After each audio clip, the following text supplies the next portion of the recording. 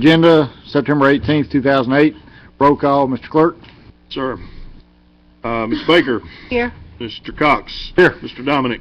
Present. Mr. Epperson. Here. Mr. Escaday. Present. Mr. Jenkins. Present. Mr. Lynn. Here. Ms. Lynch. Ms. McCulloch. Mr. Pearson. Present. Mr. Smith. Here. Mr. Thibodeau. Now record, Mr. President. Thank you. I'd ask everyone to stand for the invocation by Ms. Baker, the Pledge of Allegiance by Mr. Pearson. Let us bow our heads. Heavenly Father, in Jesus' name, we thank you, Lord, for this day. Thank you for another gathering. And we pray and ask that right now you would touch our hearts and our minds and clear us, Father God, that we might make the right decision for your people. We thank you for everyone that is present here today, and we pray and ask that you would bless and be with us all. Us, Father God, in Jesus' name we pray. Amen. Please face the flag. I pledge allegiance to the flag of the United States of America and to the republic for which it stands, one nation, under God, indivisible, with liberty and justice for all. I just go down. All righty. Need a motion to adopt minutes. Special meeting September 2nd. So moved. Second. Been moved and second without exception. Please vote. Well. Ready, Ms. No, Ms. Vita ain't here. Show of hands. Everybody. Okay. Need a motion for minutes held on September 4th. So moved. Second. Moved by Commissioner Escaday, second by Commissioner Dominic. Show of hands. And that passes too. Let the record show both minutes of September 2nd, September 4th passed without exception or without a no vote. Let's see. Next is Commission sits as Tax Board of Review. Mr. Hannigan, are you here today? How are you, sir? Please state your name and address. My name is Charlie Hennington, Assessor for Caddo Parish. Here, y'all will be sitting as Board of Review, and we're going to try to have a meeting on probably next Monday, I believe, Monday week. We have a few appeals, but I think most of them can be worked out when we get the rest of the information we're looking for. I just need to read the letter that we send to you every year. Dear members of the Board of Review, as assessor in and for the Parish of Caddo, this is to certify that the assessments on property located in and or accessible in Caddo Parish have been listed and assessed in accordance with Title 47, Section 1992. It is further certified that said assessments have been exposed for public review for 15 calendar days beginning August 27, 2008, ending September 10, 2008. Said certification of the above is hereby given to the Board of Review as required by Title 47, Section 1972. We have probably 10 appeals. I have 5, I know. I believe that we're just waiting on information on them. We have 2 people who have even talked to us about their assessment. The rest of them just sent an appeal and didn't even bother to call, come by, nothing. All of them are commercial properties, no residential. Okay. So I'll give it Jerry and firm up the date. Do y'all have anybody that's going to sit yet for the Board of Review? Normally, last time you just came before us. Okay. Well, I mean, usually it's done at the work session. That's what I was wondering. Yeah. Or You'll that's fine. I didn't know if y'all were good to just have a few. All right. As I get the information, I'll forward it on to y'all. And if we just don't have any, I'll call you. I remember last time we tried to do it before the work session. Is last time we tried to do it. That's good with So me. if you have 1 or 2, we'll set up a time before that. Okay. Yes, sir, Jerry. You might want to appoint a subcommittee, Okay. Mr. Chairman. Okay.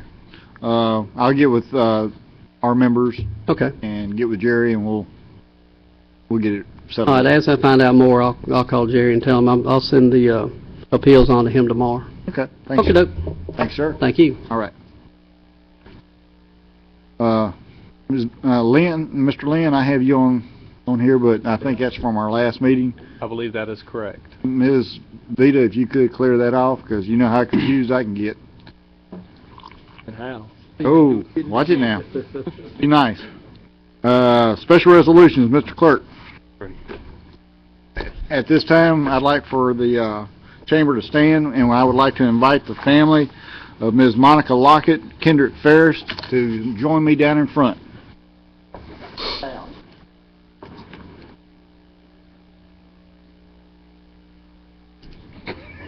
Put some weight, bud. I turned sideways.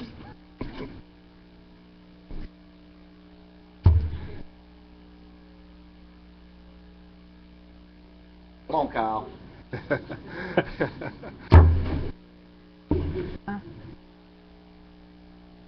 How you doing? I'm doing good. I need you right up here with me. Kendrick, I need you right up here. All right, sir.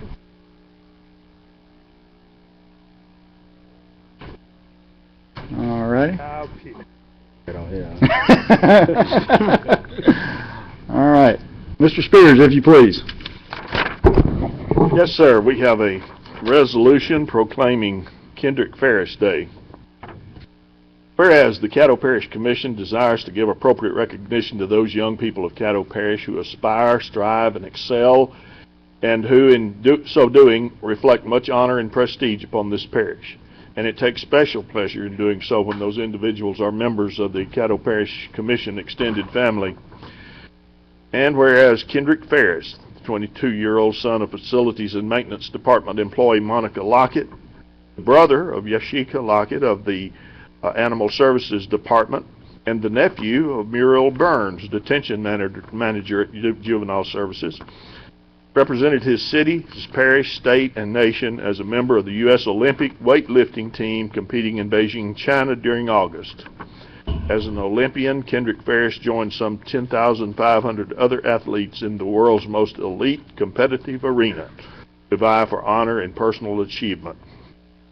And whereas Kendrick, competing in the 85 kilogram, that's 187 pound weight class, was not a medalist in the meet, but he nevertheless broke 2 American records and scored 3 personal bests with his 8th place finish.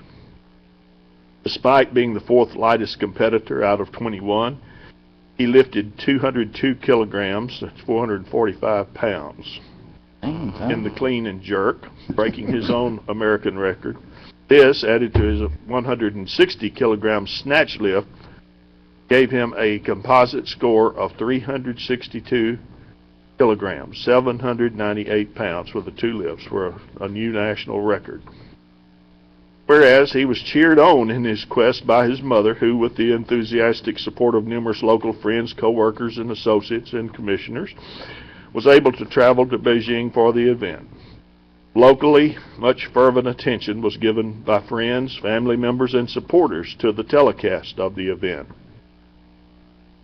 Now, therefore, be it resolved by the Caddo Parish Commission that with great pride and enthusiasm it does hereby declare Thursday, September 18th, 2008 to be Kendrick Ferris Day in Caddo Parish, Louisiana, in hearty and sincere appreciation and admiration of this young man's persistence and hard work that have resulted in outstanding athletic and personal accomplishments, deserving of ongoing expressions of congratulation and support from all citizens of the parish. Be it further resolved that this commission recognizes that while Kendrick Ferris did not win a gold medal or even a bronze medal, he won respect because he gave his best, a fact that does not go unnoticed or lightly regarded. City and his parish and his nation could ask no more of any of their citizens than that they too should always offer their best, whatever endeavor they undertake. Second.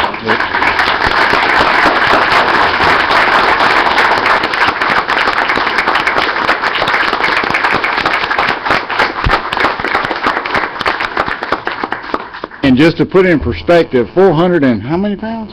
5. That's 2 of me. That's a lot of weight. Okay, one and a half. Fucking Matthew.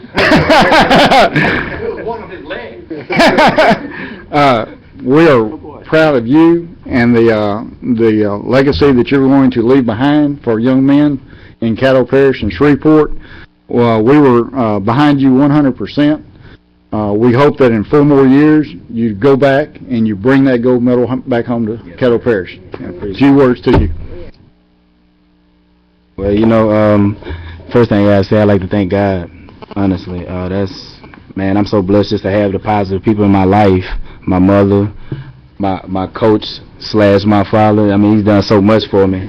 I mean, I can't do anything but be grateful and thankful for just the blessings that I have in my life, let alone just making the Olympic team. But it's a lot deeper than that. Just having family that support me every day. Not only just with my weightlifting, but helping me with my son and encouraging me to finish school and things like that, and just be a good person, really a great person.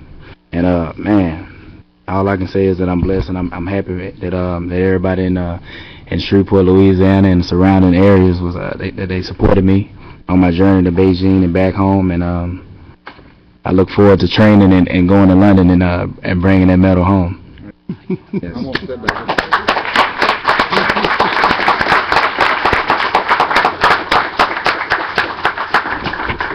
I would like to thank everyone also for helping me get there, but don't y'all never send me that far again by myself.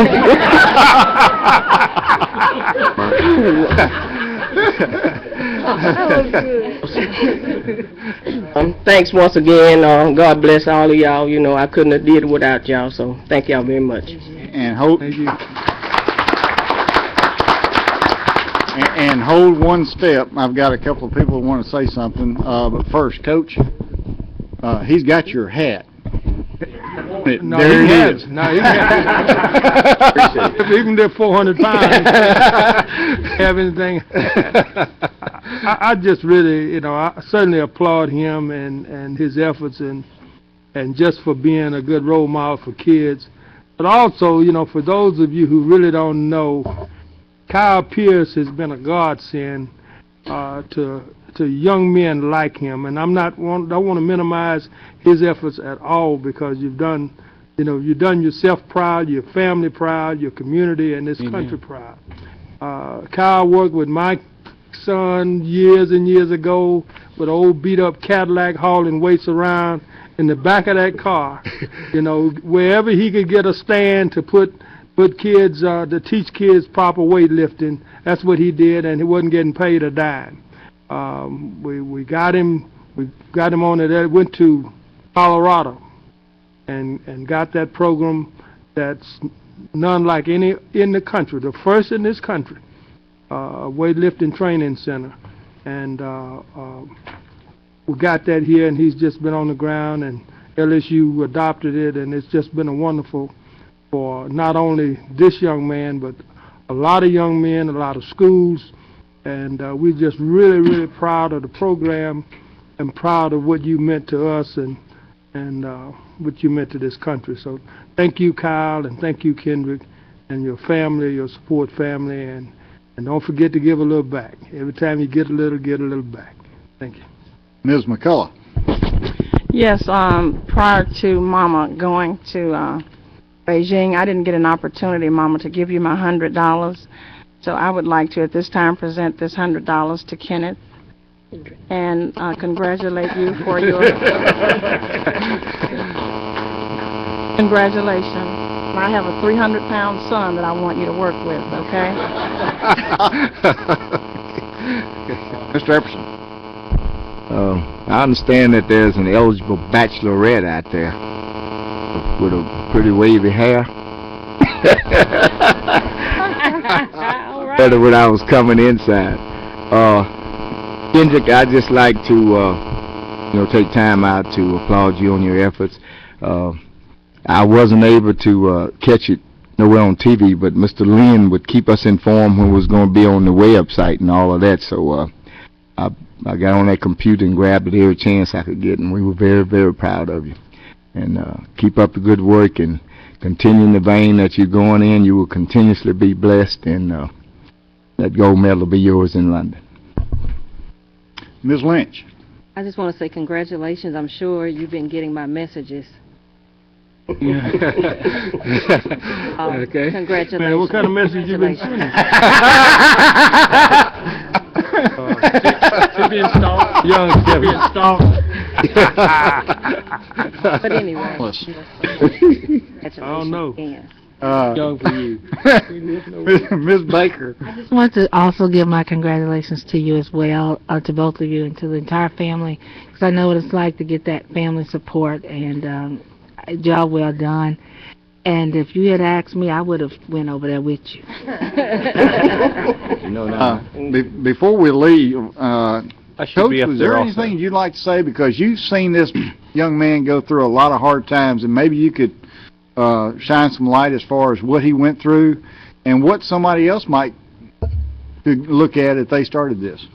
Well, he started 11 years ago almost to this day here. So it's, we've had a lot of kids. I'd like to thank Carl, if you don't know, was a part of a group that went to Colorado Springs 12 years ago to bring this training center to Shreveport. And I think he was the one that swayed the vote of the board of directors there.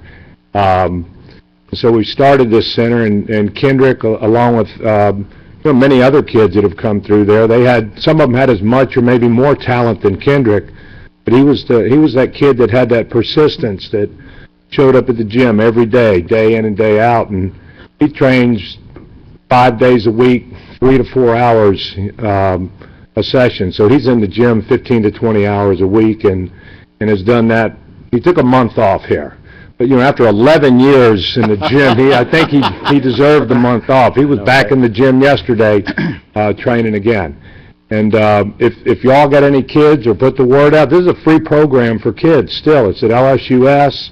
We're there every afternoon. I had somebody watch the gym. We're loaded with kids right now, but it's free if kids want to participate in weightlifting. If they want to use it for their sports, it's a free program for the kids. But I've been blessed, I guess. Every coach would always hope in their life to, come across somebody like Kendrick Ferris and to have the opportunity to work with somebody like that, and somebody that would work that hard to attain what he's attained. And he will get that gold medal in London. There you go. Hi. Thank you for taking care of him. Thank y'all. Thanks for everything you've done for us. Mr. Lynn. All right. Lynn, go ahead. Ferris. Mr. Kendrick Ferris, I would also like to recognize and thank you for your positive role in Highland and Stoner Hill and in District 4. And then if any of you don't know, I'll let you know this, that Mr. Kendrick Ferris has agreed to be the Grand Marshal for the Crew of Highland Parade that will be traveling through Highland and through his neighborhood next year in our 14th year. And so thank you for being the Grand Marshal for the Crew of Highland Parade also. And last but not least, our administration. Yes, sir. Kendrick, congratulations. And I know the last time I met you, it was like 6 o'clock in the morning. You were working out. And I was very impressed with that. Appreciate it. And how grounded you are as a young person. You're an excellent role model. And Monica, congratulations. Coach Cal, thank you for inviting us in to let us tour the facility and family. We also like to extend a hearty appreciation to the Sheriff's Department for raising money, and all employees of the parish, and all the commission and the friends. Everyone who gave, we appreciate it, because it took a community to make this happen. We sincerely appreciate everybody who contributed to the cause. Amen. All right. Once again, we appreciate your time, your efforts, and we'll be watching in London. I kind of like that T-shirt you got on there. You didn't say nothing about Oh, that thank you. T-shirt. I noticed. Busy. All right. All right, thank y'all. Bye-bye. All right, thank you. Let's see here. Communication reports. Yeah, I'm just going to let them get out for a second. You can go home now. All right, Mr. Spears, we're on to communication reports, administration. I have none. Yes, sir. President Cox, we have a small informational update for you on animal services, and I'd like to have Matt come forward and give you an update on what we're doing in animal services.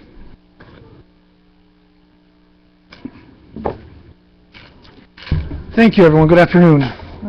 First thing I want to say is I had an opportunity to meet Kendrick. He came to our facility just before he left. I'll never meet a more pleasant, more humble man. But I will tell you that as he came up, I found myself trying to puff up my chest a little bit, seeing how I would look.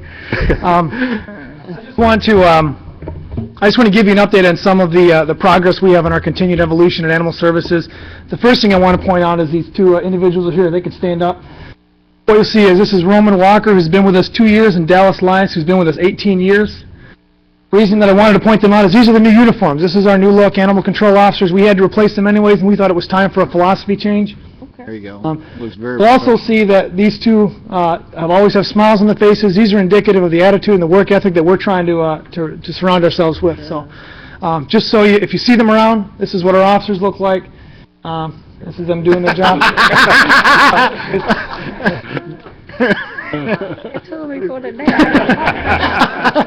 Very pretty. Good to see how you doing. Just new uniforms. If you see them on the field, that's what they look like. We've got 9 of them out there doing their job, and they all look like that now. The second thing I wanted to talk about is a program that we'd like to expand upon that we do currently work with, which is microchipping. According to the Humane Society of the United States, which is the world's leader in animal care and control topics, 30% of dogs and 2.5% of cats are reclaimed from shelters by their owners each year. In Caddo Parish, we have 4 to 6% of dogs, and we have not reclaimed a cat to its owner in more than 3 months. If you take those numbers nationally and put them into Caddo Parish, last year that would have been the lives of more than 2,100 dogs and about 190 cats. What we'd like to do is work in our community to work on the long-term solutions towards animal control, which are registration or this form of microchipping where we can link a dog to its owner. Currently, we do offer microchips, but only in a dog that's deemed dangerous. What we'd like to do now is expand those services at cost to individuals who adopt and also individuals who reclaim, and that opens the door to any future programs that we'd like to do in terms of microchipping. This is in conjunction with the new low-cost spay-neuter clinic at Robinson's Rescue that's opened up, and we've had 19 animals through this week. If you want to talk about long-term solutions for animal-related issues in our community, it's going to be registration, where we can get animals back to their owners and hold people accountable for their owners, and low-cost spay-neuter clinic, where we can reduce the number of animals in our community. So I just wanted to briefly touch on this a little bit as we begin to expand these programs a little bit to include more of the community. We also hope to bring this microchipping into the community, such as our low-cost rabies clinics that we offer 3-4 times a year, where we offer rabies vaccinations at cost. That allows us to bring these services to the entire community. So with that being said, I wanted to be brief, but if anyone has any questions about how a microchip works, I probably should describe. I have had a lot of questions. They are about the size of a grain of rice. This gets implanted into the back between the shoulder blades, and it is the only form of permanent registration for your dog. As long as your dog is alive, they have a lifespan of about 25 years. That will be with your animal. You can scan them, and it comes into a national database, and I can find your animal and get it back to you, or hold you accountable for this animal if we find it at large.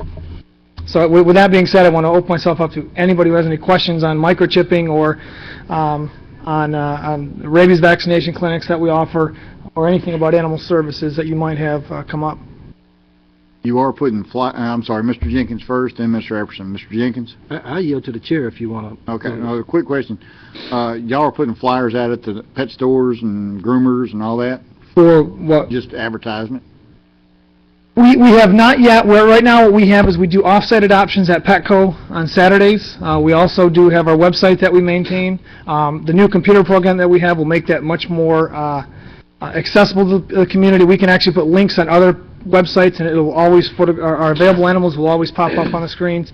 When we do events like the rabies clinic, and if we'd like to do is incorporate microchip clinics into that, we do advertise those as much as possible. For example, we have a upcoming open house on October 25th that I'm working with Anita to get a press release out.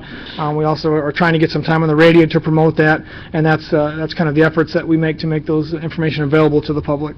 Well, just as a suggestion, how many groomers we have listed in the phone book. If we would have one of our officers who are working in that area, or you or your assistant, go by and get them involved and just put a flyer up there on their desk. Mm-hmm.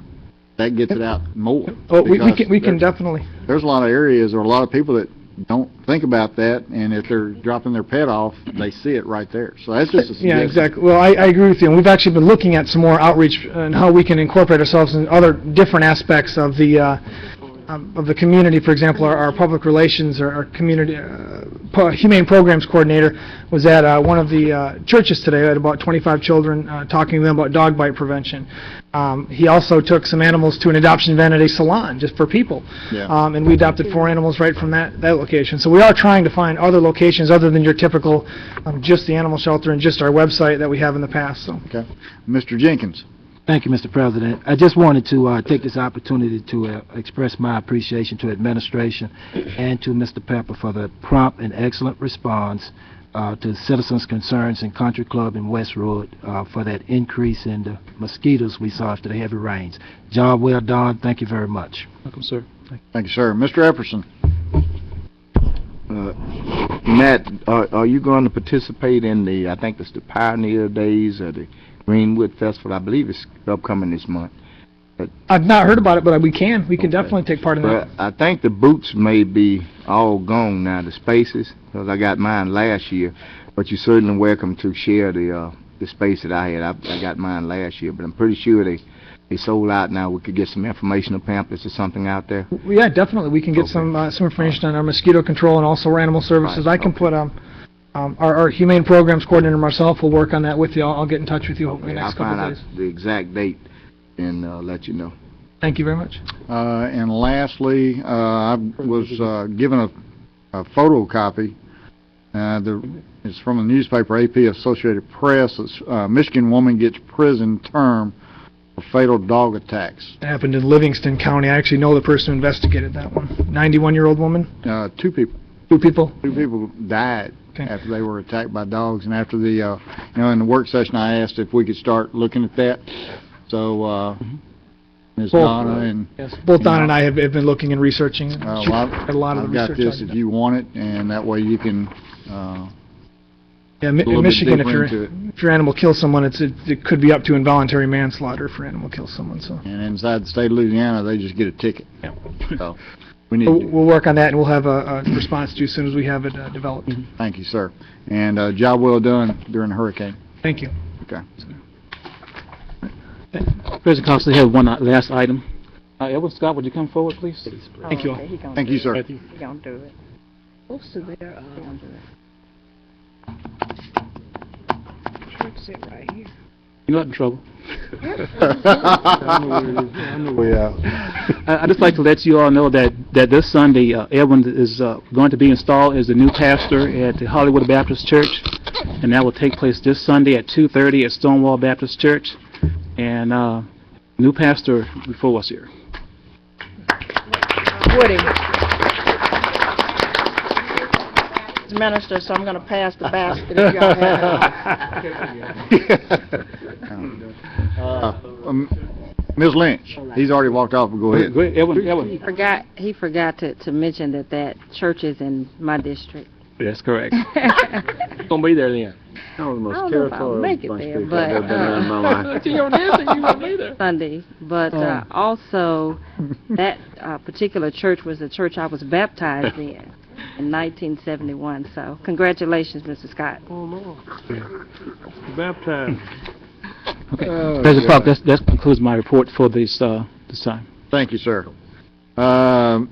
Take a motion to suspend the rules. I'm sorry. I'm sorry. I'm just trying to roll along. Communication Mr. Epperson. Okay. Mr. Cox, I agree with you on the situation relative to strengthening the ramifications of a person's dog that may kill someone. I was looking on the news. We see price gouging has reared its head again in wake of catastrophic situations. We passed a small ordinance some time ago in the 90s relative to price gouging, but I would hope that maybe this body, along with our state representatives, can put some better teeth in the price gouging law. People are suffering and they are homeless and they're frustrated and having to go to a station where somebody jacking the price of gas up for $5.50 a gallon. That's cruelty, because therefore you're probably taking food out of some child's mouth or medicine for some senior citizen during those situations. So I would hope that we could see if we can get the state legislature or whoever, the state attorney general, to really put some teeth in that law, And if you're going to jack up your prices just because you're taking advantage of bad situations, I think when they catch them, instead of talking about a fine, they ought to shut them down where they can't sell gas for 3 or 4 months or something. Really put some teeth in it, and that will stop that. So I hope that we can get together on that and see if we can get some more teeth in that price gouging law. And I'd like to make an announcement that on Saturday, the Steeplechase Baptist Church will be hosting a family and friends community block party. We'll have the entire 7,000 block of Steeplechase Plaza blocked off. We will have health fairs and screenings, school supply and uniform giveaway for the children. We have food. We invite all of the elected officials to come out, as well as the ones that are campaigning for public office to come out. And lastly, I'm seeing more and more situations coming up with the oil leasing deal. The Attorney General came and he had a lease, which on June 19th, I think we sit up here and we asked about these situations. We said that they were coming. It's not the idea that we are being anti-business, but it's the idea that we should be doing things to look out for the people that cannot look out for themselves. And I believe we're dragging a little slow on it, and we need to up it before many families are ruined and problems of this nature cannot be reversed. Thank you. Mr. Dominic. Mr. Wilson, I just wanted to say thanks. I had a call the other day or yesterday concerning the fact that cleanup crews after the storm in the rural areas were doing a really good job of cleaning up the limbs and the debris, and just I did call Mike Harris and told him I appreciated their work, but wanted to tell you guys and tell the Public Works Department thank you. Thank you, sir. I'll make sure they become aware of that. Thank you. All right, I see no other commissioners on the screen. Take a motion to suspend the rules. So moved. Second. Moved by Commissioner Escaday, second by Commissioner Baker. Any questions? Not, please vote.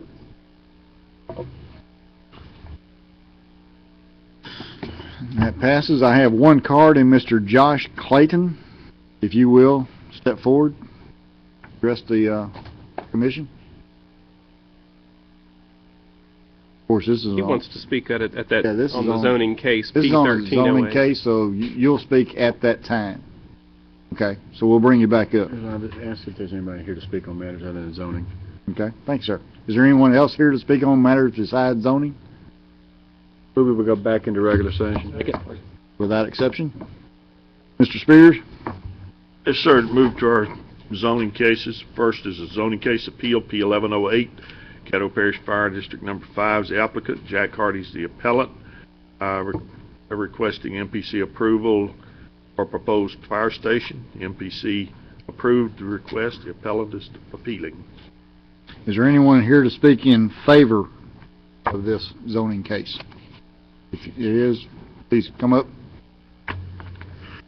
15. Each side has a total of 15 minutes. How you use that 15 minutes is basically up to you. Good afternoon. My name is Grayson Butcher. I'm the fire chief for Caddo Fire District 5. We appreciate y'all hearing this. Right now in Dixie Garden, just to give you a little bit of history, Fire District 5 merged with Fire District 9, which was the original fire district 2.5 years ago.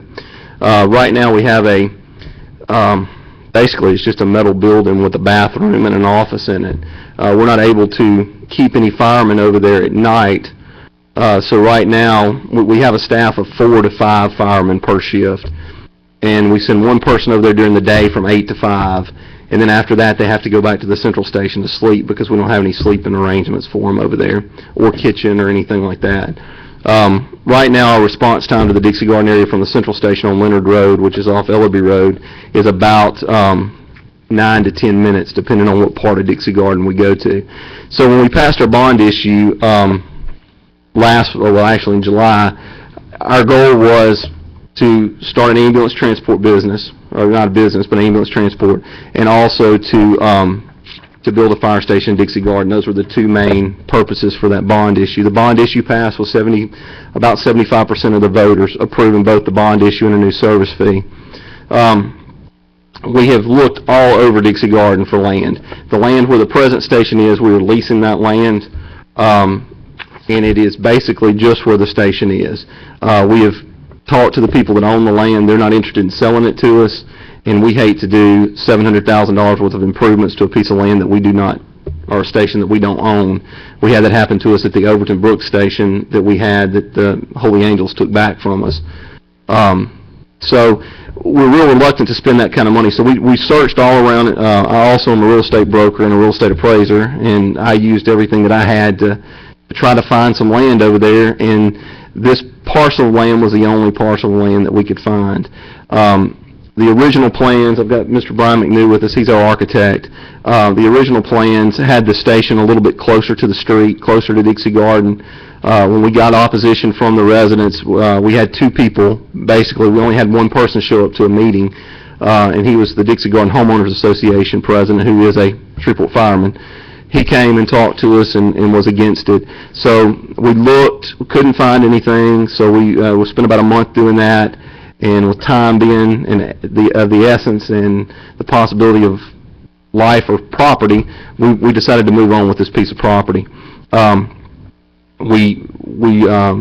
the first NPC meeting, we decided with the opposition, the little bit of opposition we got, to redesign the station, make it more pleasing to blend in with the community, and also turn the bays away from the street, sit it kind of back. I've got some pictures. I don't know if this overhead, if I can put it on here or not. Work. It's somebody turns it on in the. Jerry, can you help him out a little bit? I think I've turned it on.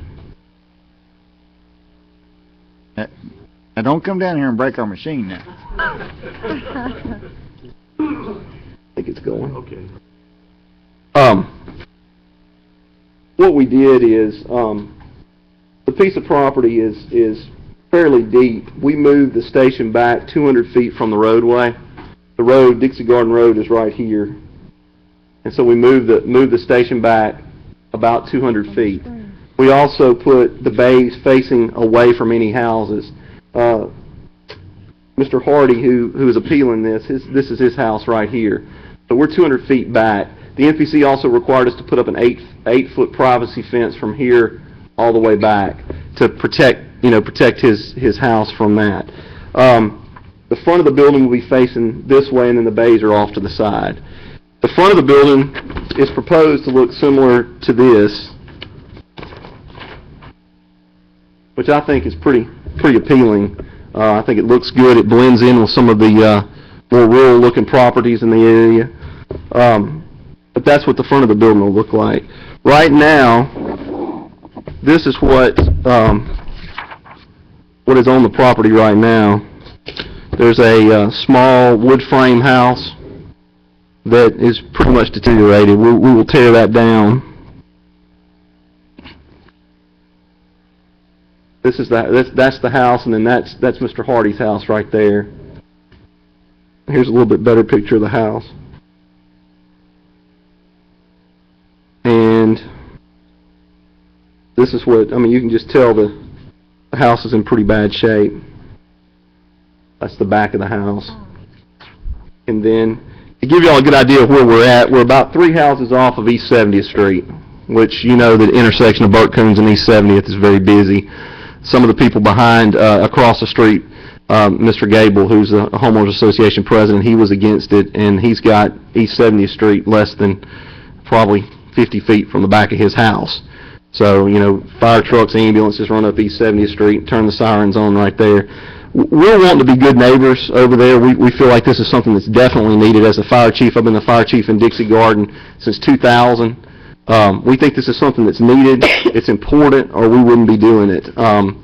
We're wanting to get this thing fast-tracked before we really have an emergency over there and need somebody over there. So if anybody has any questions, I'll be happy to answer them right now, but you've got about half your time left if somebody else wants to speak on behalf. If not, we'll yield to the other side. Anybody else want to speak? Okay, thank you all. Sir. All right, at this time, we'll listen to the other side who is against this ordinance, or the zoning case, I'm sorry. Please state your name address, and you have 15 minutes. Ms. Vita, if you'd reset the clock. All right, my name is Jack Hardy. I own 5298 Dixie Garden Drive. It's the house next door to the place they're trying to build their new fire station. I oppose this new location and not the fire station or the district. We voted, what had happened is, I believe the MPC got misunderstood what the vote was of the people. The people voted for getting a new station and new equipment. They didn't vote for the location. And as it is now, the proposed place they're trying to build it is, like he said, it's actually would be the fourth property on Dixie Garden from East 70th.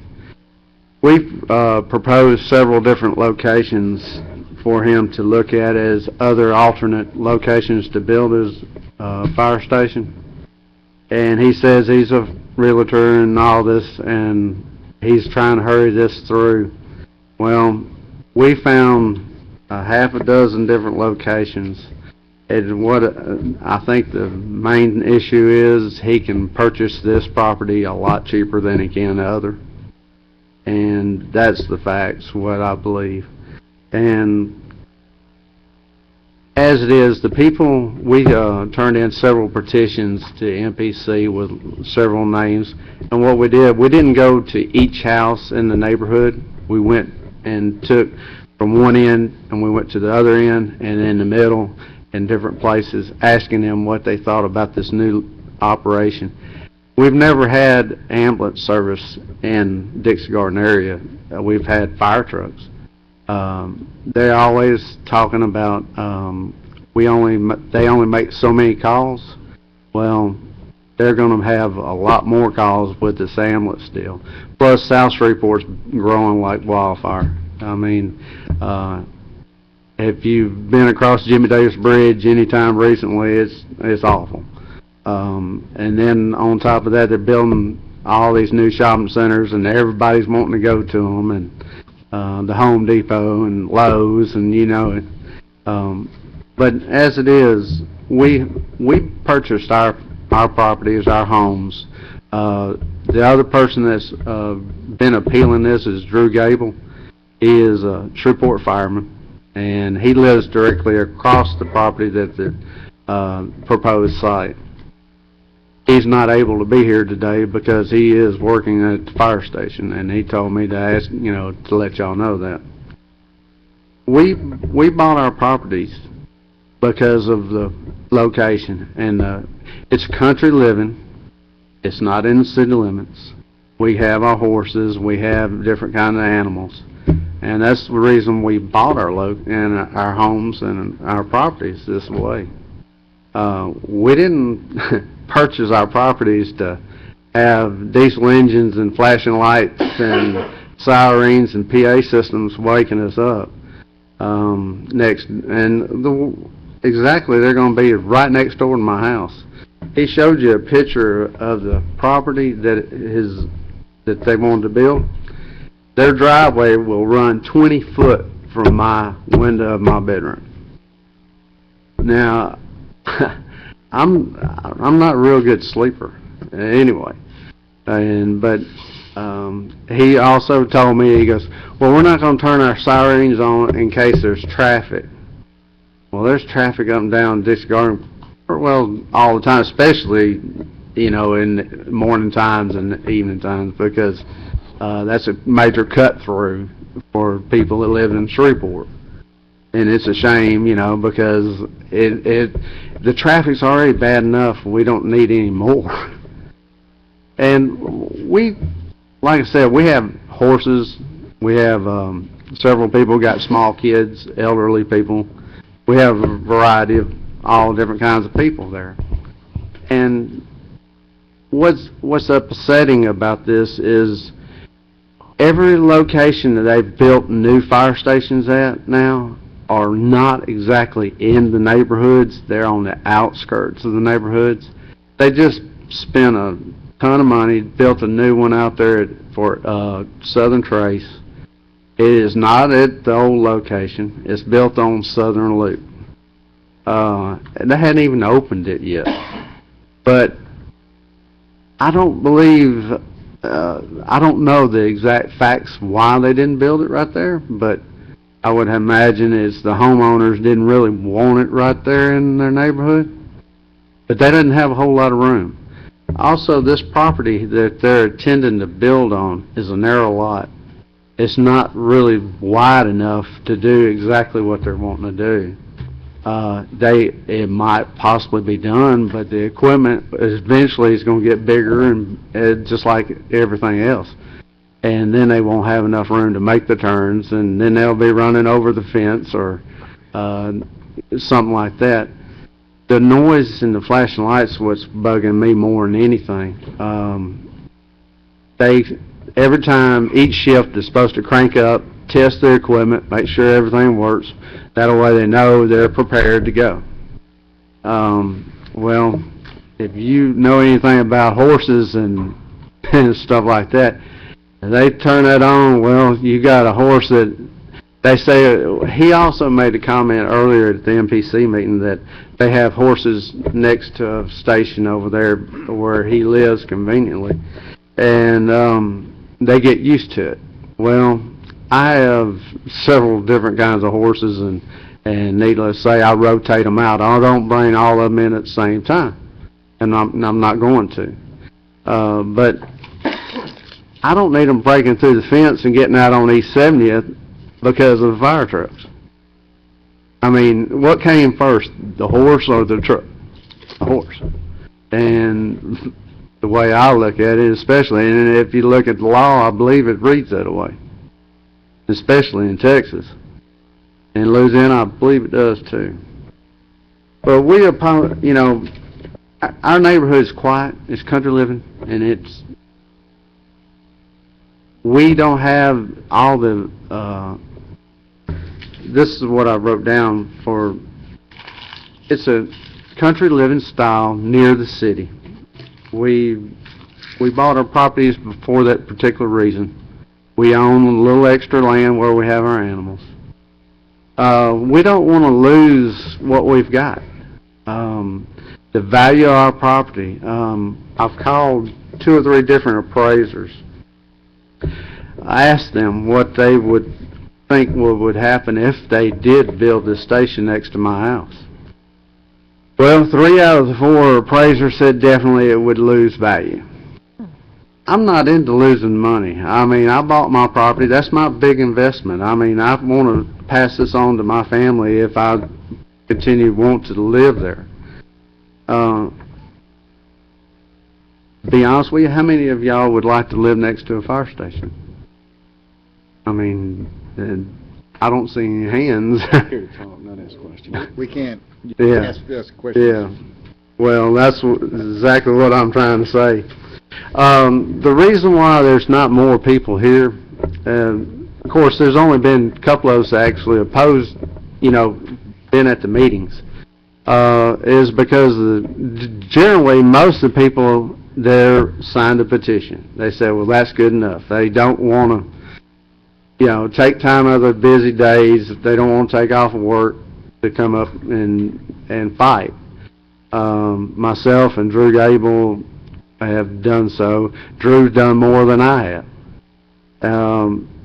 But the way I look at it, we gave them these different locations, and if you do have, can I ask you this question? Later on. If someone addresses you, you can come back up, but right now, we can't answer or direct anything. We had petitions signed that were handed in to the MPC. Y'all were supposed to receive them. I hope y'all did. That's what I was getting to. On this particular petition, it has several other sites for possible buildings, and I wanted to let y'all know that there was several different locations. And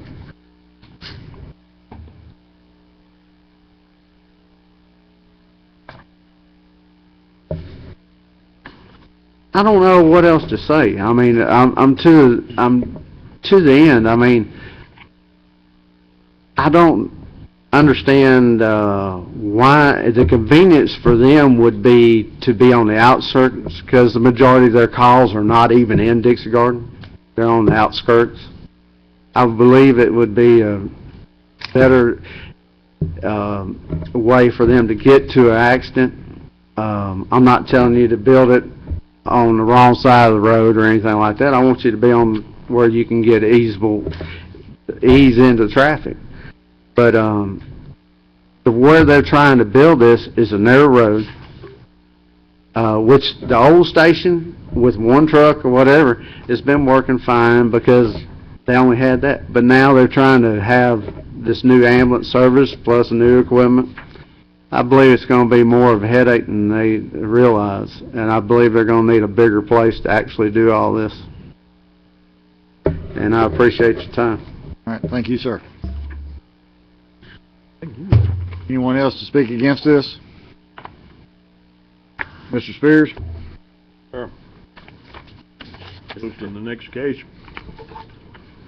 Unless you wanted to do a rebuttal. Yeah, I guess that would be prudent. Would y'all like to do a rebuttal to anything that he said real quick? Yes, sir. Yes, sir. And I apologize for that. Oh, that's okay. Just a couple of quick facts. First off, I don't make the decisions. I'm the administrator. I have a 6-member board that makes the decisions. I present it to them. My board chairman is sitting right there, Mr. Dale Johnson, and Wayne Woodruff, who is on our board also. He was the chairman of the old Fire District 9 board and was also the fire chief. He's been out there for over 20 years. So I don't make the decisions. I present what I have to them. In the last 6 months since we've been talking about a fire station over there, we have had one resident, and our meetings are published. The agendas are on the door just like y'all's are. They're the second Thursday of the month. We send Mr. Escaday and we send Mr. Thibodeau a notice of them. We have had one person come and talk about the fire station. Our meetings are open. We haven't done anything, so whenever we went to the MPC, I was actually kind of shocked because I had got no input from anybody about it, and Wayne had not gotten any input from any of the residents over in Dixie Garden. So we did look for other places. The fire station is in a residential area right now. We're making just as many runs, and I feel like we'll make about the same amount of runs. The trucks are the same size. It's not like we're buying bigger trucks. Actually, I bought a truck at the last board meeting that was 6 feet or 6 inches shorter than this truck. So that's there now. So we really feel like that this is where we need to be. Also, in our plan was for a community center for the Dixie Garden residents where they could have their meetings and things like that. We built a huge room for them to be able to meet and have their community. Right now I think they're meeting in a barn over there, and we wanted to give them the option to use it. Also in the front we had plans for maybe a park-like setting or something like that, and then possibly putting a volleyball court or something on the other side of it. So we want to be as involved with the community out there as possible, because I mean they're the ones that are paying these taxes. As for price, well, of course price factors into it. I mean it's we can't go up on Burt Coons and buy a piece of land for over $1 million. We have a budget that we have to stay in. We are a government agency, and we have budgeted a certain amount to build this fire station. And of course, we're trying to be as frugal with the taxpayers' money as we possibly can. So we feel like this is the right location, and we're excited and ready to get it built. I appreciate it. Thank y'all. Thank you. He's got some more time. He's with him. Yeah, please. One of the things that I wanted to clarify, Brian McNew with McNew Architecture, 3556 Uri Drive, Shreveport.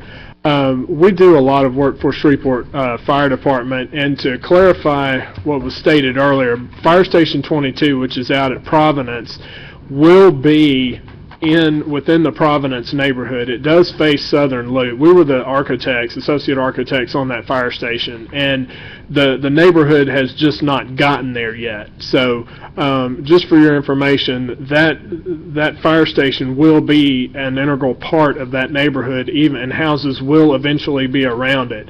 Providence actually donated that property to the Shreveport Fire Department to build that fire station because they wanted that station there, and in order to maintain the Class 1 rating and that 5-mile radius, that fire station needed to be built to serve Providence, Southern Trace, and Long Lake Estates. But I just want to give you that information. Yeah, thank you. Would you like to rebut anything real quick?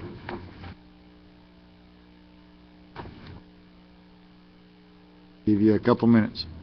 He made the comment about they donated the land for them to build that station and everything, and he did say that there was no homes there. Well, they're not giving us that option. Our homes are there. My house has been there since 1938. Most of the houses in that area have been there since in the 50s. They're not giving us the option to build around a fire station. They're putting the fire station in the middle of us. There's a lot of difference there. That gives you the opportunity to say, well, do I want to live there and buy a home next to the fire station? That gives you the opportunity to say yes or no. It doesn't give us the opportunity. Thank you, sir. Okay, Mr. Spears. Yes, sir. Next is zoning case appeal P13.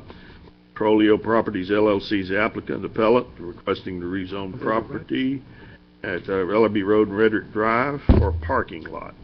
Is anyone here? He denied the application. I'm sorry, sir. Didn't mean to cut you off. Is there anyone here to speak on behalf of this? Please state your name and address. Good afternoon. My name is Josh Clayton. I live at 178 Chelsea, Shreveport 71105. I'm here on behalf of Petroleo Properties, which is located at 9467 Ellerby Road, 71106. Petroleo initially sought the addition of, they own 2 lots. They initially sought an addition to the corner lot, which lies at the corner of Redrick and Ellerby. And they also sought a rezoning of the lot behind that lot for the purposes of creating sufficient parking for when we do get the add-on and have more employees. The proposition was opposed primarily on the basis of the rezoning of that, or the fact that we sought rezoning of the back lot. We came before the commission 2 weeks ago, and Mr. Mike Thibodeau proposed that the primary opposition, which was led by Mr. Ted Hunter and his daughter-in-law, attorney Catherine Hunter, and Petroleo Properties go back to the back room and have a discussion and figure out if we can resolve our differences. And we did so by contract. All the interested parties, including Laura Fitzgerald, owner of Petroleo, signing on behalf of herself and signing on behalf of Petroleo, along with Catherine Hunter and Ted Hunter, all agreed that we would not seek a rezoning of the back lot for a period of 8 years in exchange for their allowance of us to add on to the property that sits directly on the corner of Ilios and Redrick.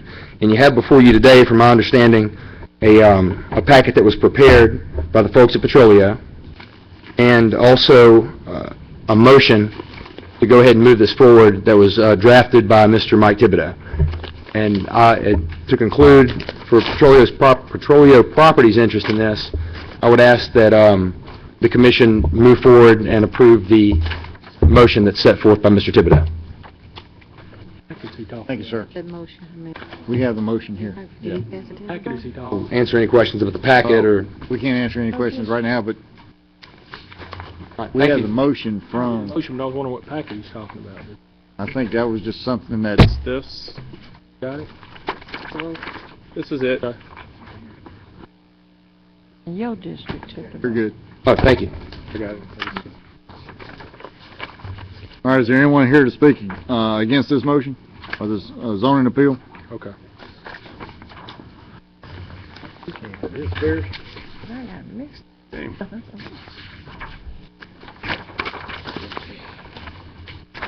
Next you have zoning case P12A, In regard to ordinance 4800, Construction Resource Management LLC is the applicant, request to rezone property north side of Wells Island Road to I-2 for a proposed warehouse. Is anyone here to speak in favor of this? Is anyone here to speak against this? Mr. Spears? That concludes your public hearing on zoning cases then, sir. And we move to a public hearing on regular ordinances. First one is ordinance 4801, amend your juvenile justice fund budget in the amount of $60,000 for the Johnny Gray Jones Youth Shelter. Anyone here to speak on behalf of this? Anyone here to speak against this? Mr. Spears? Ordinance 4802 declares certain adjudicated property to be surplus and authorizes the sale of the tax interest therein. Is there anyone here to speak on behalf of this? Anyone here to speak against this? Mr. Spears?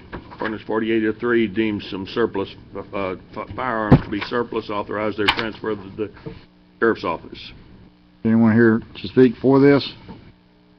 Anyone here to speak against this? Mr. Spears? Ordinance 4804 authorizes a cooperative endeavor agreement with LSUS for the loan of a parish-owned barge. Is anyone here to speak for this? Anyone here to speak against this? Mr. Spears? Ordinance 4805 declares a certain wood frame house at 122 Mayo Road as surplus property and authorizes its sale. Is anyone here to speak against this? Anyone here to speak for this? Mr. Spears? That concludes your public hearing on ordinances. Move back to our zoning ordinances and represent the zoning case appeal E11. Fire District Number 5 is the applicant. Jack Hardy is the appellant. Have a motion? So moved.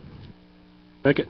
Moved by Commissioner Escudé, second by Commissioner Pearson. Any questions? Can he state what his motion is, please? Was it zoning for final passage, P1108? The motion to uphold the Hold it. MPC decision? Yes. Okay. What else would it be? I moved it. Okay. I have a motion to move and second it. Questions, Ms. Lynch, Mr. Jenkins, Mr. Epperson, Ms. Lynch first. I had a... Second motion goes first, and I need... Oh, I'm sorry. I'm sorry. Mr. Epperson. Mr. Escudé. I've got several things on this, and I need to ask for Mr. Kirkland's input.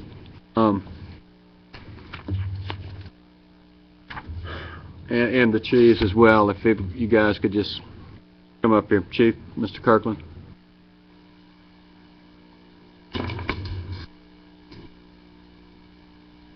Yes, sir. Okay, Chief had mentioned that one of the requirements was an 8-foot fence. I don't see the height stipulated as 8, correct? Right. And it will be no less Well, than they also agreed to build what was announced to a good neighbor fence where there are no cracks that will show through lighting and that sort of thing from the trucks and the fire department. They agreed without any questions. I'm not beating you up. I'm just asking. Oh, no. I'm just saying I don't want to they be stuck here all day. quickly Simple agreed question. to 8 foot? 8 foot. Okay, and what type, do you have any idea what type of lighting are you going to use? Is it going to be high-powered, low-powered?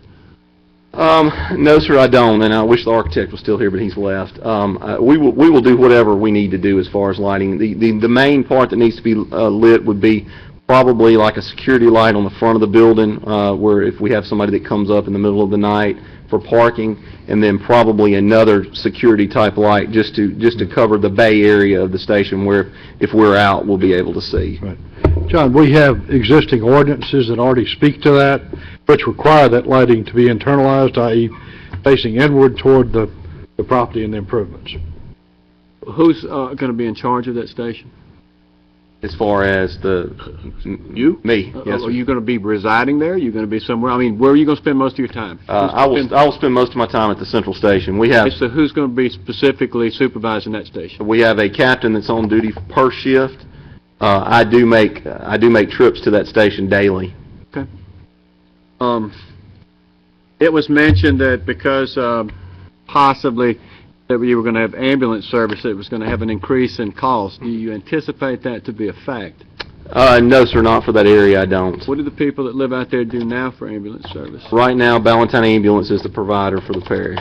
So nobody's not calling because there's not, because you're not providing the service right now? I mean, people get sick, they're not refraining from calling. Somebody's having to go out there, right? Right, exactly. We're responding as first responders in the parish, and then Ballantyne Ambulance comes in to do the transports.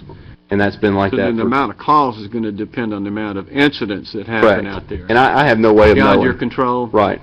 Okay. Let me ask you something else.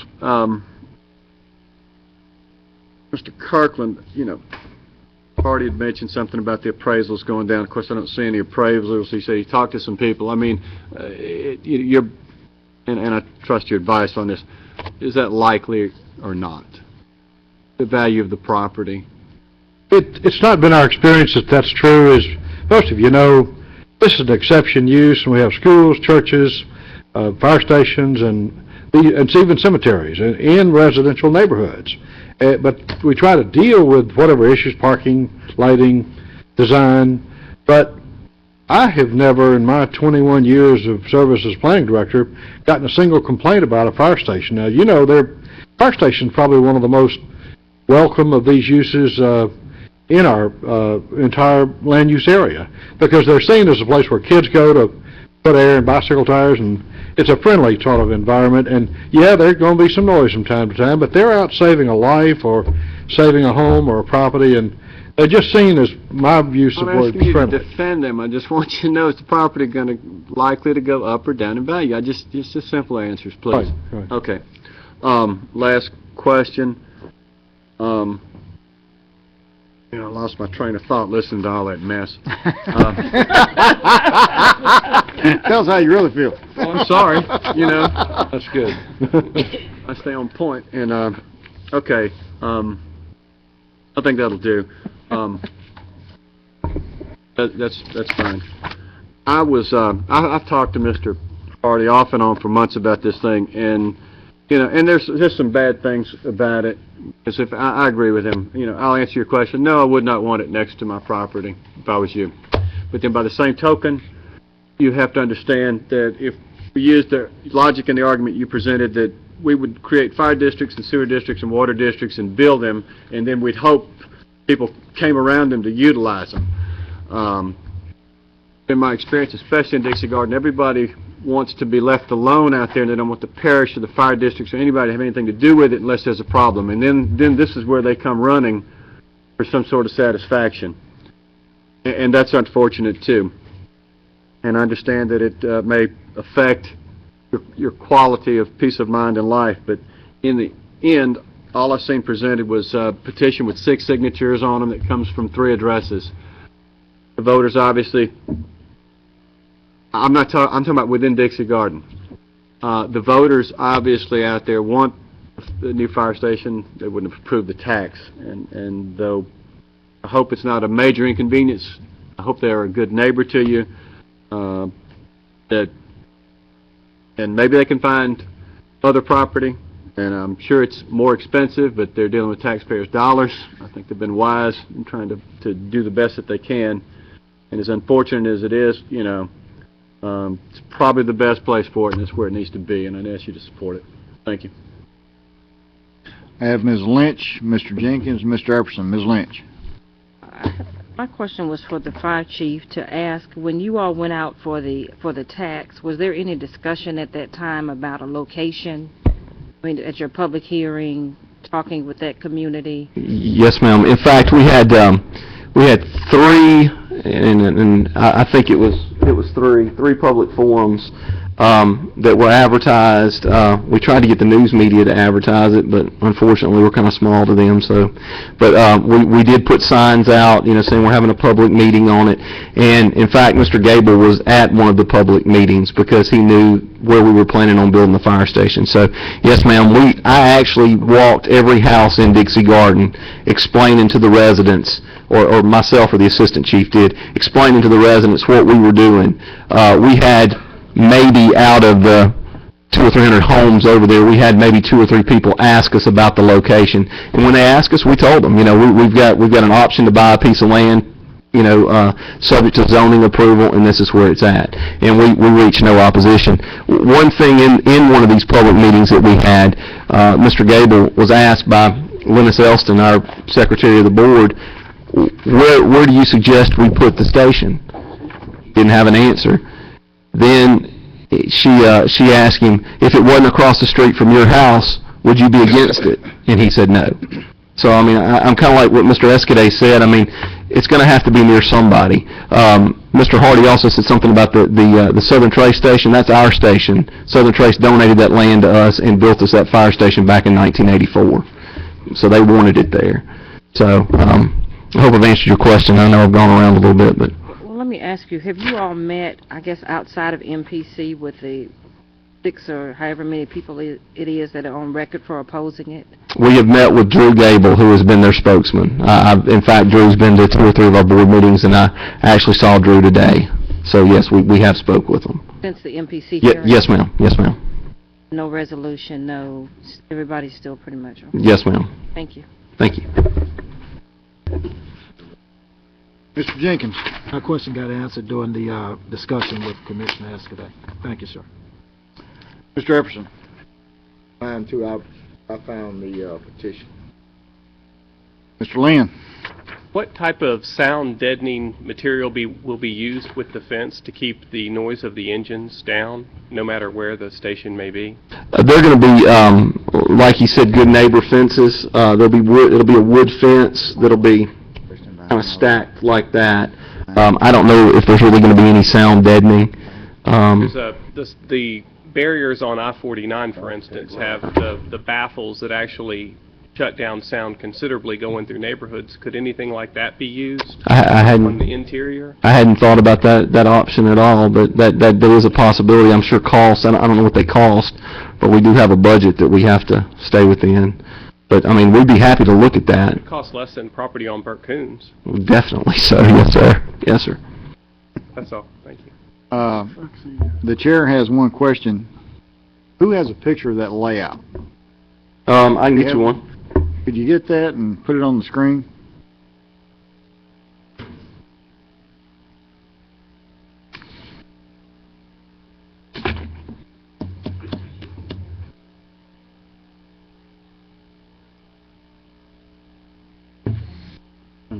Me too. What are we eating? I want me to cook. Oh. We'll split it? Cook you something. Okay. Hold this down. It's not as good as the other one was. Okay. You got Dixie Garden down to the right, bottom right, yes, sir. right? Yes, Okay. sir. What's on the left-hand side of the property? I know his house is right there on the top right. What's the bottom left or mid to the left? There's another house there. I believe it's vacant. It's grown up. I mean, So it's, lady passed away that lives there. well, let me ask this. Is that adjudicated property that we know of, or is it just an empty lot? There's a house on it right now. I'm not sure. I think it belongs to it's an heir property. How bad a shape is that house? It's in better shape than the one that we've got. 10 times better? Is it movable? Is it inhabitable? Can somebody live in it? With some remodeling, yes, sir. It's a fixer-upper? Right, yes, okay. sir. My question is, did y'all ever consider changing it and putting the driveway on that side where nobody's living? No, sir, but we could. I mean, all we'd have to do is flip the plan. That's not even the reason, I don't know why we put it like that, to be honest with you. Well, that could be done. I'm just a good old country boy. Mr. Cox, that's definitely an option. I mean, we could definitely do that. Okay. And I'll be honest with you, I mean, we all see fire stations in the city, out of the parish, and I couldn't tell you one that's next to houses on each side. Now, I've seen them on the corners of subdivisions. I've seen them at the middle of a street with businesses, but never in a subdivision. And that's my only concern. Well, I know you got to have it, but that's my concern. I'll answer that with fire station number 18, the one that Mr. Gable works at on Pines Road. Their house is right across the street, Pines Road, in that area to the north of Jefferson Page Road is 2-lane, very similar to Dixie Garden. and there are there are double-wide manufactured homes on the west side of Pines Road, just north of Jefferson Page, and the fire station is in between some houses there. Also, Line and Aniana. If I can remember, the one on Pines, they stood up against y'all too, but y'all won on that one. But I'm just trying Right, to I understand that we have to look at both sides of this issue. I agree. The need of the fire station, but we also have the people. And I'll be honest with you, I was for the fire station. I'm for anything that's going to put safety in the region. Yes, sir. No question. That's not my question here. My question is the location. Yes, sir. That's all I got. Yes, sir. Thank you. Ms. Lynch. How much money did the tax raise for the station? How much? It was a $2.5 million bond issue. In that issue, we had to buy ambulances for the ambulance service, also equipment, purchased 3 new fire trucks, and we've budgeted about $600,000 for the fire station and the land. What is the budget looking like? Are you all under budget on it, or? Actually, from the estimates from the architect, we're going to be over budget. So you have some money left over, or is that going to come? We have some contingency money, yes, ma'am. Okay, thank you. Mr. Escadade.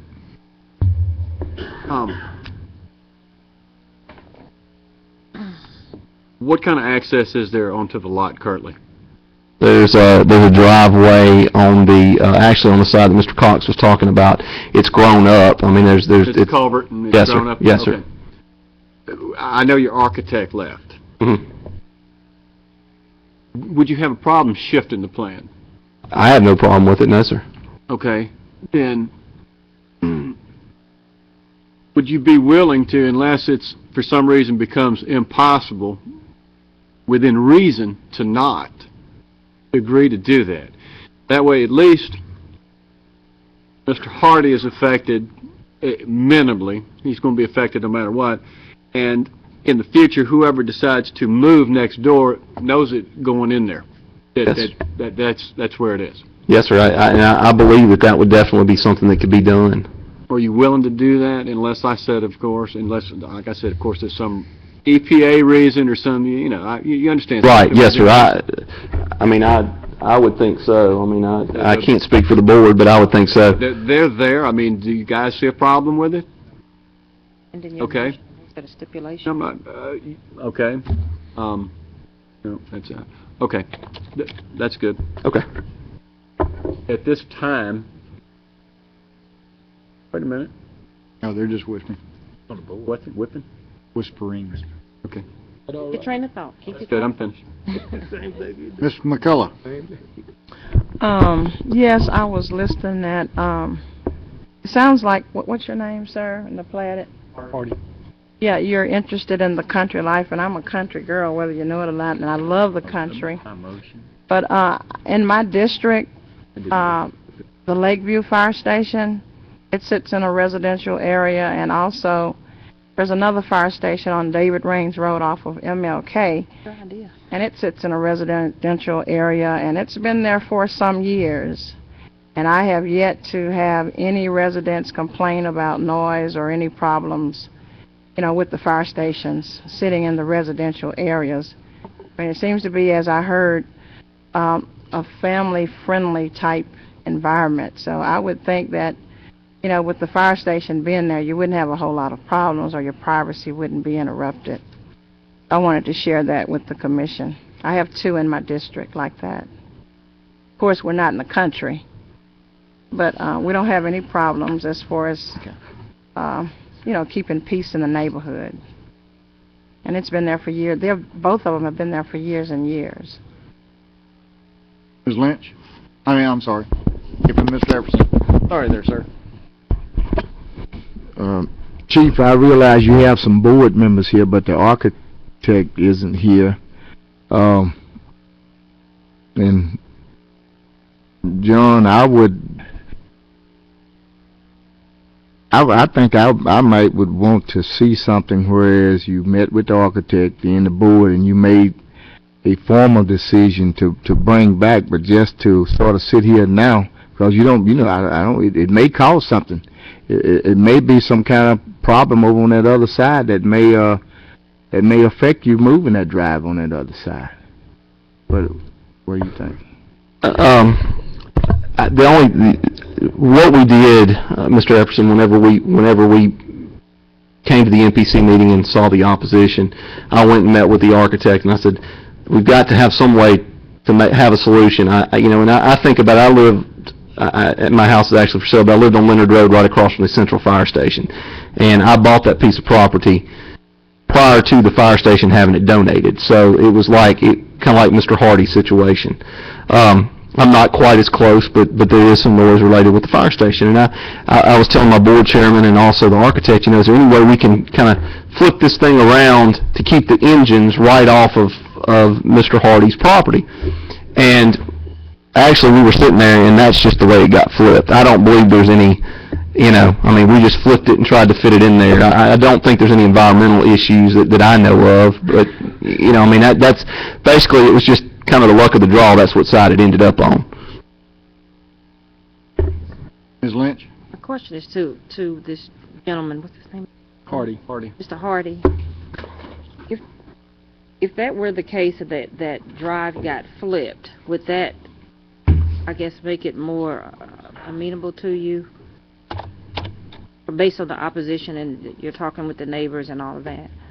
Well, if we had to take, if the fire station was being built there, yes, it would be a little bit more easier on us, or myself anyway. I can't speak for my other neighbor because he's not here. But I'm saying the drive. The drive, That yes, we've if been they would discussing. put it on, it wouldn't be running right in my window of my bedroom, yes, that's true. Thank you. All right, I see no other questions from any of the commissioners. Can we call for some kind of question? Can we call for a question? There's Any question? fixing to be a substitute motion by the chair.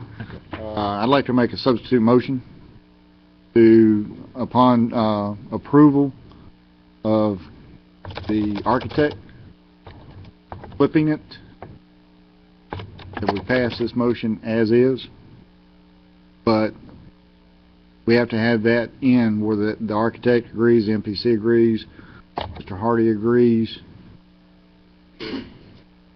Well, Mr. Hardy doesn't have to agree, but, it has to be set in stone as far as that architect. The driveway is not where it is, it's switched. Second. Okay, no questions? Oh, wait a I had minute. a question. Boy, they came up at one time. Mr. Escudade? Okay, I just want to clarify for everyone what Mr. Cox is saying. It'd be approved subject to the plan in reversed. Correct. That way it doesn't impede any timeline or anything else, and that I will support. Thank you. Mr. Dominic? That's one question. I was looking at our attorney. Is this going to be legal to do this? Kirkland says it is. It's my understanding that, I guess, the approval is contingent upon the revised plan being submitted showing the driveway on the other That's side. correct. So as long as that's what the motion is, yes. Okay. And what would the timeframe be on something like that? I mean, are we going to give Quick, it? I'm sure it's Pretty We're quick. not going to hold them up. Okay. Yeah, let me be clear. If something quirky happens and that does not, the architect says it can't be done or whatever, does it come back to MPC and for a hearing? Whatever y'all have decided, but we require that. Okay. That will be. Right, okay. Mr. Escudade? Call for the question. Without exception, yeah. Everybody, I'm sorry, Mr. Hardy, We're voting for the substitute motion. we're voting for the substitute motion. You vote to call for the question first. Yeah, okay. Call for the question. Well, I know Mr. Tillow's out, and the call for the question passes. Now we're voting on the substitute motion for the flip. Trying to figure out why you voted no. Well, Mr. Hardy had his hand up, but we had done past that point. And that passes. I would ask that before we leave here, Chief, you've got a good neighbor there. I I know him personally. He's a good man. I would ask that you work with your new neighbors. Yes, sir. And, Mr. Hardy, if things don't go the way they should, I would ask that you come back and let me know. Thanks, sir. Thank you, Mr. Cox. We appreciate it. Thank you. Mr. Spears? Yes, sir. Zoning case appeal P13, Petroleo Properties is the applicant appellant. Asking Move for to a allow parking lot. expansion as shown in revised site plan P13-08, maintaining the current zoning. Second. Is that, you talking about with the restricted covenant agreement? That is a legal agreement between the two owners. Okay, we have a motion, and I know you had came before me. Commissioner Thibodeau's motion? Thibodeau's. That is Mr. That's not what you read. Yeah, no Okay, that's fine. offense. Let him make his motion. Okay, go ahead. We'll substitute it. Go ahead, Mr. Lynn. Get a second? I did, already made it. Did you get a That was second? it? It was seconded by Ken Epperson. Okay, we have a motion, moved by Commissioner Lynn, second by Commissioner Epperson. Any questions? Yep. I have Ms. Lynch, Mr. Jenkins, and you're requesting? Ms. Lynch? Going to move to allow development of the property in accordance with the following stipulations as listed in the agreement attached, named Restricted Covenant Agreement dated September 10, 2008. Appellant agrees to obtaining all permits as required by MPC. No rezoning on the rear lot is required, and the current zoning on the front is adequate to allow expansion of the building and additional parking, as is shown on the new site plan. Second. Been moved by Commissioner Lynch, second by Commissioner Dominic. Yes. What happened? What did he say? Well, yes and no. I mean, this was basically, and I'll be honest with you, this is, she read from a request from Commissioner Thibodeau, I got it. word for word, as he wrote it out. No offense, Mr. Lynn. Commissioner Cox, let me just say that it is my understanding Commissioner Thibodeau wrote this, but his original writing mentioned rezoning, and I was called by Mr. Kirkland because it was my understanding that it needed to be fixed to be in accordance with the revised site plan. So part of this is my writing. Oh, okay. So just make sure that's clear. And I met with Mr. Kirkland before the meeting, and we came up with what I said. I'm glad everybody gets all together and we can work this out. All right, so I've got a motion and a second on Ms. Lynch. I've got Mr. Jenkins on the screen. You can remove me, Mr. President. I'm straight now. Thank you. That was the substitute motion. We're not going to do... What happened to voting on Lynn's this motion? Mr. Lynn, you'll vote pull on yours. ours first. Pardon me? You vote on the substitute motion. Well, Vote on yeah. the substitute first. And then if that passes, then his is moot. Move point. Okay, so without any other questions, we're going to vote on the substitute motion first. Please vote. Oh, okay. Mr. Everson, there you go. Just tip it over. Yeah. And that passes. Mr. Spears? Sir. Next zoning case, P12A, ordinance 4800, Construction Resource Management is the applicant to rezone property Wells Island Road for warehouse. So move. Second. It's been moved by Commissioner Pearson, second by Commissioner Baker. Any questions? If not, please vote. That's the way it's supposed to pass. And that passes. Mr. Spears? Sir, next are your ordinances for final passage. Ordinance 4801, amend your Juvenile Justice Fund. So move. Ray Jones. Second. Been moved by Commissioner Lynch, second by Commissioner Dominic. Any questions? If not, please vote.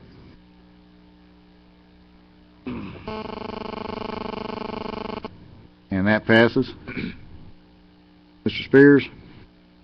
Yes, sir. Ordinance 4802, sales adjudicated property. Okay. So move. Been moved by Commissioner Baker, second by Commissioner Pearson. I have a question. Chair has a question.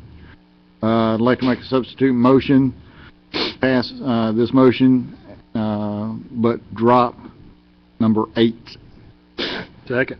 There's no 8 in there. Number 8. Eight, what number 8? 8 in there. Property number 8 on the, Yeah, on the your ordinance. list. A second. Been moved by the chair, second by Commissioner Escudate. For the substitute motion, drop the number 8 property. Any questions, Ms. Lynch? Why are we dropping it? We are asking that you remove property number 8.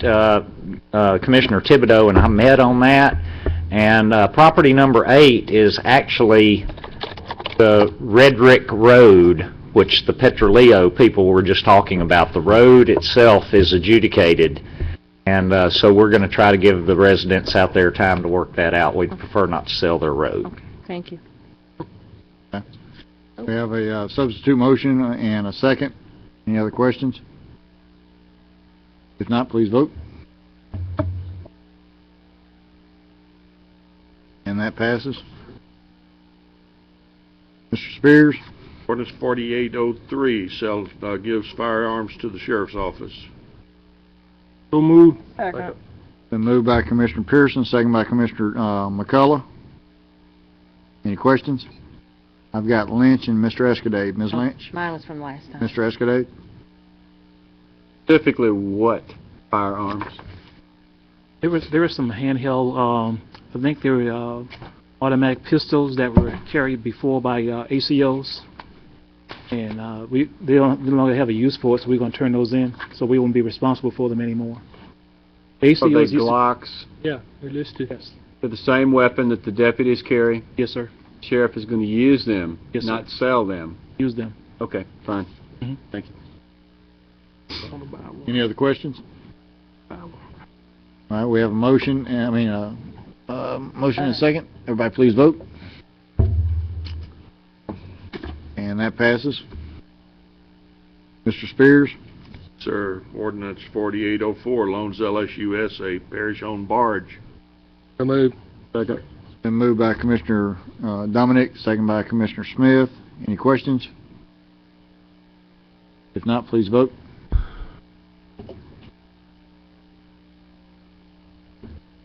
That passes. Mr. Spears? Ordinance 4805 declares a frame house on the Mayo Road as surplus property and authorizes its sale. So moved. Second. Been moved by Commissioner Pearson, second by Commissioner Baker. Any questions? Yes. Mr. Escudate? Button's not working. We're going to list this with an agent. We're going to put it up for auction. What are we going to do?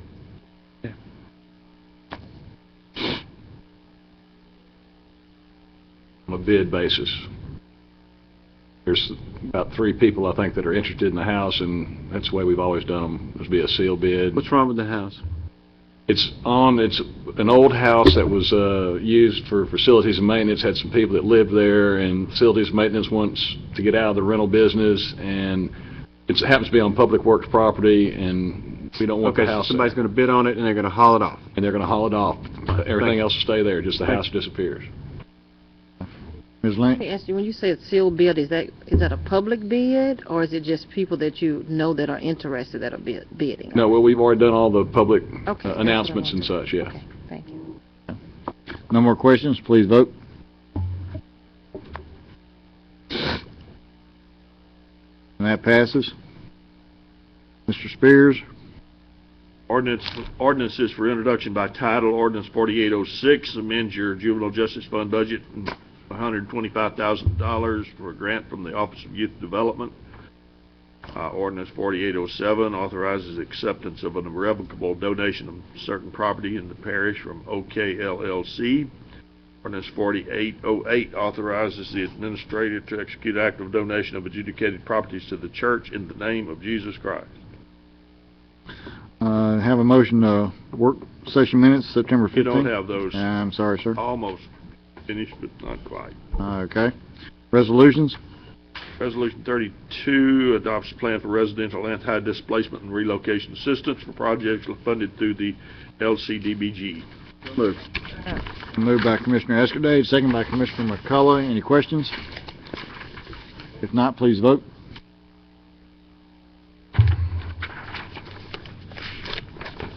And And that passes. Mr. Spears, old business? No old business on the agenda, sir. Okay. New business? Yes, sir. I've confirmed travel to the annual NABCO Board of Directors meeting for Commissioners Pearson and Lynch. So move. Been moved by Commissioner Pearson, second by Commissioner Baker. Any questions? If not, please vote.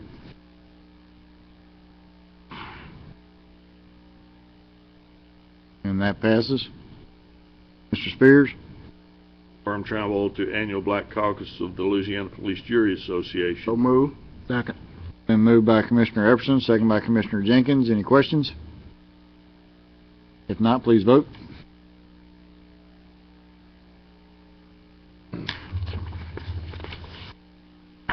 And that passes.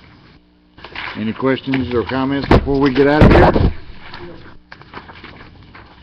Mr. Pearson? Just a reminder that we're having a property standards meeting on the 29th. I think that's our next meeting, isn't it? October 6th. When is our next work session? October 6th. October 6th. Our next work session is October 6th? Yes. Is that our next work session, October 6th? 29th meeting is a budget retreat on the 29th. But, go ahead and announce that. 26 is the budget retreat. And notices will be going out in via email again? Yes, sir, we'll remind you again, this is Friday after next. 2 o'clock. 2 o'clock is the... Well, when is that tax board review? He said that... That's great, you know. That next, we're gonna work out a time and date for that. 9 or 8. That'll be in... I will be, looking for, committee members for that. Yeah. If possible. What's Next that? Friday at 9 o'clock. 8:30, ma'am. Wait a minute, one at a time. Mr. Epperson? I just wanted to thank the Public Works Department for bringing out big trash dumper on the corner of Greenwood Road and Calderwood, and that one's full, and they're going to bring out another one. We appreciate the help from the Public Works Department. McCullough? What time was the budget retreat? 8:30, ma'am, on the 26th of this month. Okay. Next Friday. And... Hey, Woody.